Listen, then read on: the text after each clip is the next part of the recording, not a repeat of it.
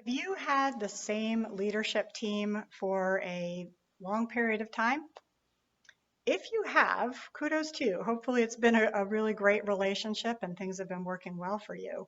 And for those of us who have, I've been lucky enough to have a herd of horses actually, who I consider part of my leadership team. And we've been working together now for 10 years, except for Lemon Squeezy. He's a new guy and he's been with us a couple of years now. But I want to share with you today a couple of thoughts on being mindful about the changing dynamic as your team matures and ages. I'm Sherry Goodwin. I'm a business strategist, a leadership coach, an author, and a speaker, and a crazy passionate horsewoman, as you can probably tell. I'm in one of my favorite places, my indoor arena.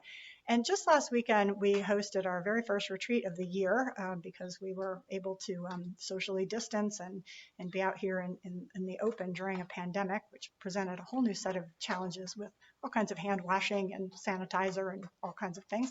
But we did it, and people were amazing.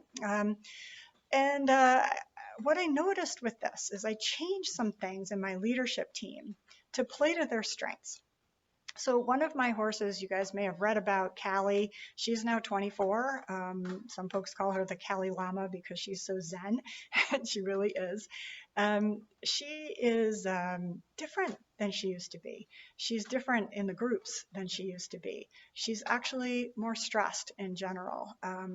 As she's aged, she's gotten a little bit more anxious, and she's on 24-hour turnout, which is great for anxiety for horses.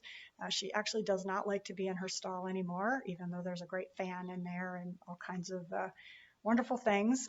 She has a little bit of claustrophobia that she's developed over the years, and she's also nervous without her buddy Lila. So, I've been watching this kind of happen over the period of several years and thinking, well, what can I do to make her feel safe? Does she still want to continue to do this work? I mean, she's amazing. She has so much value to add to the people. I'd love to continue using her, but not if she's not happy with the situation.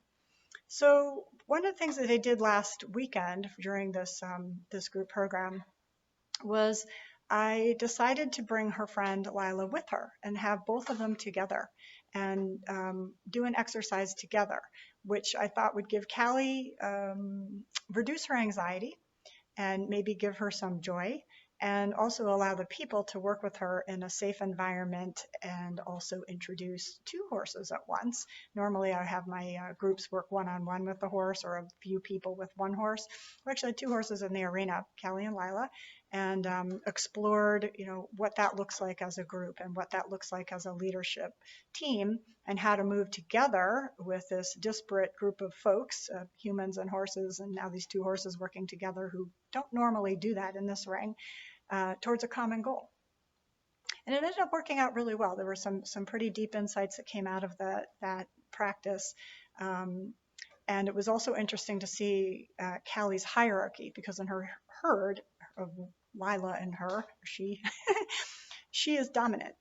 But in here, she couldn't be dominant because we have other people, we have me, and Lila needs to be freer to be able to do whatever she wants to do. So we had a little bit of a shift in dynamics. So I share that with you because it's really important to be mindful of the dynamic in your leadership team. Even if you have a loyal, amazing team for years and years, things can start to shift. Folks, some of your more senior people may be thinking about retirement. That may influence how they see themselves in the group. It may influence their commitment. They may not enjoy doing the same things that they used to do. So it's really, really important to check in periodically, fairly regularly, with your team on their specific areas of responsibility, of their specific contributions, and make sure that they are still aligned, because we tend to just kind of go on. If nothing's broken, we just continue working. If it's working, we continue to keep working, and that's fabulous sometimes, not all the time.